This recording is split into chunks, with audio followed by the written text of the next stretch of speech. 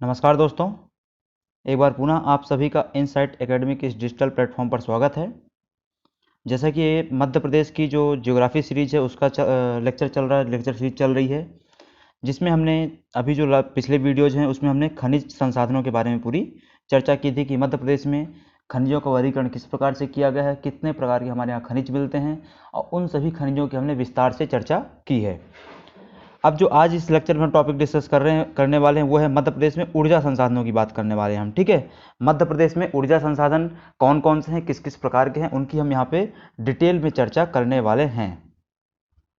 तो मध्य प्रदेश में जो ऊर्जा संसाधन हैं उनको दो हिस्सों में डिवाइड किया जा सकता है। वो हिस्से क्या क्या हैं? परंपरागत ऊर्जा संसाधन और गैर परंपरागत ऊर्जा संसाधन, जो हम अगले वाले वीडियो में डिस्कस करेंगे। ठीक है, अभी आज के इस वीडियो में हम सिर्फ परंपरागत ऊर्जा संसाधनों का बात करने वाले हैं, जिसमें हम ताप विद्युत ग्रह जो होते हैं उनकी बात करेंगे और जो जल विद्युत केंद्र होते हैं, मतलब कि जो कोयले से ऊर्जा निकल रही है ताप विद्युत केंद्र, और जो जल से ऊर्जा निकल रही है जल विद्युत केंद्र जो होते हैं, उनके बारे में यहाँ पे विस्तार से चर्चा करने वाले हैं। तो सबसे पहले देखते हैं ताप विद्युत ग्रह या ताप विद्युत केंद्र क्या होते हैं। तो कोयले से पैदा की जाने वाली ऊर्जा जहाँ पैदा की जाती है उनको क्या बोला जाता है? हम ताप विद्युत केंद्र बोलते हैं। ऐसे केंद्र जहाँ पे कोयले से विद्युत उत्पादन किया जाता है। ठीक है, हमारे प्रदेश में जितनी भी विद्युत का उत्पादन हो रहा है उसका लगभग 2/3 हिस्सा कहाँ से उत्पन्न होता है? 2/3 हिस्सा मतलब लगभग 66%। तो हमारे प्रदेश में जो 2020 का डेटा है, 2019 का डेटा है, यूँ कहें कि 2019-20 का जो डेटा है सरकार का, उसके हिसाब से लगभग 18,000 मेगावाट, कितनी?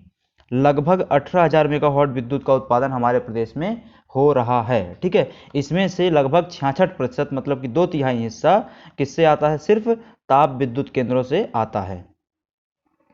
अब चलते हैं सीधे ताप विद्युत केंद्रों को देखते हैं। तो सबसे पहला जो ताप विद्युत केंद्र आता है वो है अमरकंटक ताप विद्युत केंद्र। अब चूंकि आपको पहले से पता है कि अमरकंटक ताप कहाँ है, आपका अनूपपुर में है। अनूपपुर जिला जो है उसकी तहसील क्या है? अमरकंटक है एक, तो अनूपपुर में हो गया। अब जो अमरकंटक ताप विद्युत केंद्र है, इसको कोयला कहाँ से मिलता है? क्योंकि अमरकंटक में तो कोयला होता नहीं है, तो कहीं ना कहीं आसपास से मिल रहा होगा। तो इसको कोयला कहाँ से मिलता है? सुहागपुर से मिलता है। सुहागपुर कोयला क्षेत्र के बारे में हम पिछले वीडियो में डिटेल में डिस्कस कर चुके हैं कि ये प्रदेश का हमारे सबसे बड़ा कोयला क्षेत्र है। लगभग 4,000 वर्ग किलोमीटर क्षेत्र में फैला हुआ है। ठीक है, तो इसके बारे में हम शहडोल में चर्चा कर चुके हैं, पिछले वीडियो में आप देख सकते हैं। ये जो अमरकंटक ताप विद्युत केंद्र है, यहाँ से 450 मेगावाट की बिजली उत्पन्न होती है। इसको जो पानी मिलता है वो सोन नदी से मिलता है, और विद्युत आपूर्ति भी आसपास के जिलों में शहडोल, कटनी, जबलपुर में होती है। ठीक है, तो ये आपका ताप विद्युत केंद्र अमरकंटक का था। दूसरा आता है आपका यहाँ पे सतपुड़ा ताप विद्युत केंद्र। सतपुड़ा ताप विद्युत केंद्र आपका कहाँ है? सारणी बैतूल में अवस्थित है। अच्छे से याद रखिएगा, कहाँ है? सारणी बैतूल में, जो कि यूएसए के सहयोग से स्थापित किया गया था। किसके सहयोग से? यूएसए के सहयोग से स्थापित किया गया था। 1330 मेगावाट की इसकी क्षमता है। कितनी इसकी क्षमता है? 1330 मेगावाट की क्षमता है। इसको कोयला कहाँ से मिलता है? पाथरखेड़ा से मिलता है।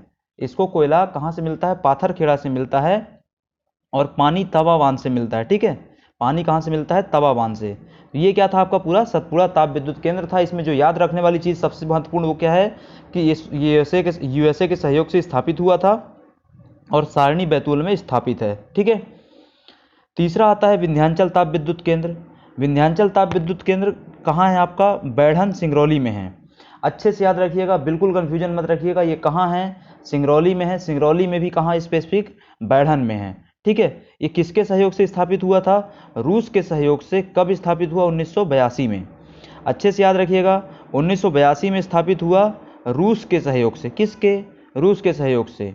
इसकी जो उत्पादन क्षमता है वो लगभग 5,000 मेगावाट की, मतलब 4760 मेगावाट की है। जबकि अभी इसमें वर्तमान में कितना उत्पादन हो रहा है? तो 3260 मेगावाट का उत्पादन हो रहा है। ठीक है, और इस आधार पे देखें, उत्पादन क्षमता और उत्पादन के आधार पे, तो ये हमारे प्रदेश का सबसे बड़ा ताप विद्युत केंद्र है। अच्छे से याद रखिएगा दोस्तों, हमारे प्रदेश का सबसे बड़ा ताप विद्युत केंद्र कौन सा है? विंध्याचल ताप विद्युत केंद्र, जिसका संचालन कौन करता है? एनटीपीसी। कौन? एनटीपीसी जो पीएसयू है सरकार का, वो इसका संचालन करता है। क्या नाम है इसका? National thermal power corporation. ठीक है, नेशनल थर्मल पावर कॉरपोरेशन द्वारा इसका संचालन किया जाता है। ठीक है, ये एनटीपीसी आपका। अगला जो ताप विद्युत केंद्र है वो है आपका चांदनी ताप विद्युत केंद्र, जो कि 1953 में स्थापित किया गया था। कहाँ स्थापित किया गया था इसको? नेपानगर बुरहानपुर में। चांदनी ताप विद्युत केंद्र नेपानगर बुरहानपुर में 1953 में स्थापित किया गया था। तो चूंकि ये 1953 में स्थापित हुआ, बहुत पहले स्थापित हुआ है, तो इसके बारे में एक फैक्ट क्या याद रखेंगे, बहुत महत्वपूर्ण फैक्ट, कि ये हमारे प्रदेश का पहला ताप विद्युत केंद्र है। हमारे प्रदेश का पहला ताप विद्युत केंद्र कौन सा है? चांदनी ताप विद्युत केंद्र नेपानगर बुरहानपुर में। ठीक है, आगे चलते हैं दोस्तों। अगला है आपका पेंच ताप विद्युत केंद्र।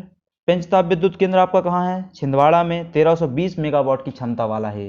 1320 मेगावाट की क्षमता वाला छिंदवाड़ा में है। अगला है आपका संजय ताप विद्युत केंद्र, जो कि बिरसिंहपुर पाली में है। ठीक है, बिरसिंहपुर पाली बात की जा रही है यहाँ पे, सिर्फ बिरसिंहपुर की बात नहीं की जा रही है। बिरसिंहपुर आपके सतना जिले में पड़ेगा, यहाँ पे बिरसिंहपुर पाली की बात की जा रही है, जो कि उमरिया जिले में पड़ता है। ठीक है, तो संजय ताप विद्युत केंद्र कहाँ है? उमरिया जिले में है। 1340 मेगावाट की क्षमता वाला है, और इसको जो जल मिलता है, पानी मिलता है, वो कहाँ से आता है? जोहिला नदी से आता है। जोहिला नदी कहाँ से निकलती है? उसका उद्गम कहाँ से होता है? अच्छे से याद रखिएगा, अमरकंटक से। और जोहिला नदी किसकी सहायक नदी है आपकी? तो सोन नदी की सहायक नदी है जोहिला। ठीक है, आगे चलते हैं। अगला है आपका सिंगाजी ताप विद्युत केंद्र, जो कि कहाँ है? आपके खंडवा में है। सिंगाजी ताप विद्युत केंद्र खंडवा में है। इसके बाद है आपका शासन अल्ट्रा मेगा पावर प्रोजेक्ट।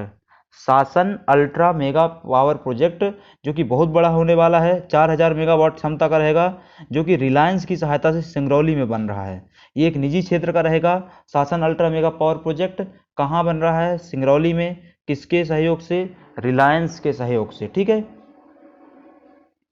अगला आपके इसमें आता है मालवा ताप विद्युत केंद्र, जो कि खंडवा में है।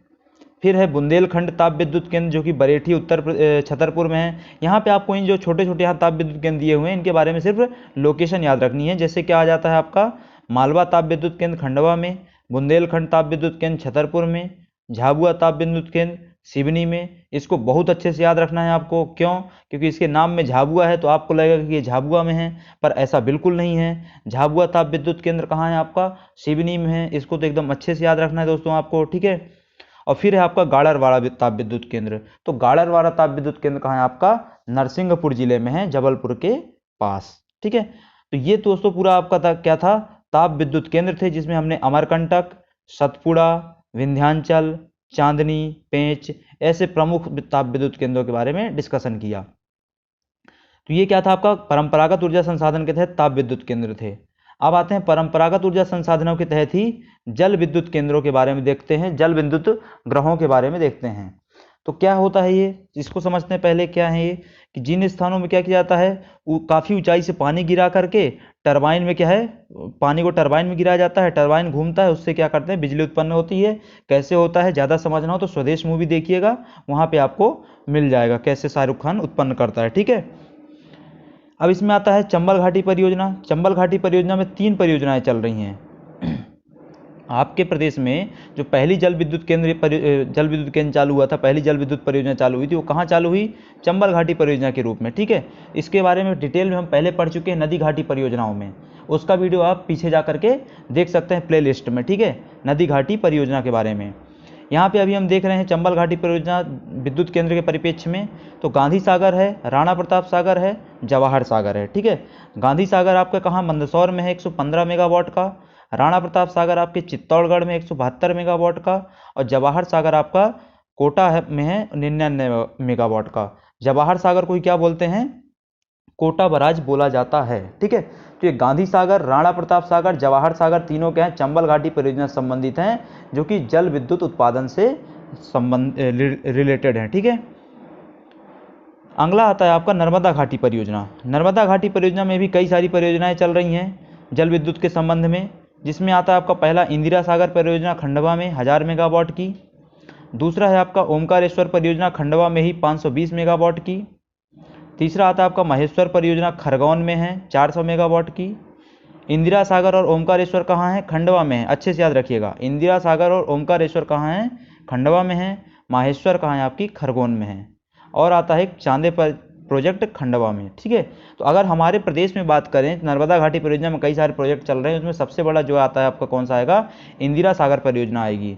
पर अगर नर्मदा नदी की टोटल बात करेंगे आप, नर्मदा नदी पूरी बात करेंगे तो उसमें नर्मदा नदी जो सबसे बड़ा जल विद्युत प्रोजेक्ट चल रहा है वो कहाँ से चल रहा है? आपका गुजरात में चल रहा है। किस जिले में? गुजरात के नर्मदा जिले में चल रहा है। किसके रूप में, किस नाम से? सरदार सरोवर प्रोजेक्ट के नाम से। ठीक है, तो ये क्या था पूरा आपका नर्मदा घाटी से संबंधित जल विद्युत परियोजनाएं थी। अगला है आपका बाणसागर जल विद्युत केंद्र।